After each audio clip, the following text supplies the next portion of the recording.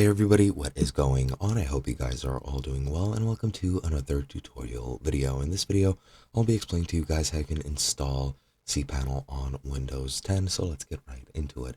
Now, just to make things clear, you cannot really install cPanel on Windows 10 since cPanel is mostly and pretty much exclusively used on Linux distributions, so installing it specifically on Windows 10 is not really possible. However, there is one workaround. Now, as you can see here in the left sidebar, you can use Alma Linux, Cloud Linux, Rocky Linux, and Ubuntu. Cloud Linux is the most popular one as far as I know, and all you need to do to install it on the Linux systems is just run the command that you see on my screen right now. Now, what is the workaround that I mentioned about installing it on Windows 10? The workaround is that you can install a virtual machine. Since cPanel is designed to be installed on a server, you can install a virtual machine with any of these Linux distributions and then run the command to install cPanel on there.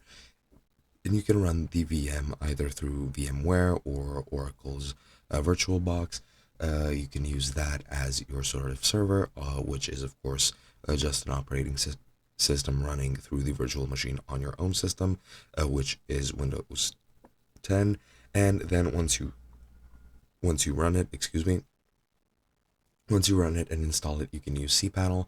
However, you can then use cPanel from your Windows 10. You don't need to use it exclusively through your virtual machine. That is, unless you're trying to do some specific server-based things, and then you need to interact with VM since that's basically your server. And that is basically all there is to it. Hope you guys enjoyed, and I'll be seeing you guys in another video.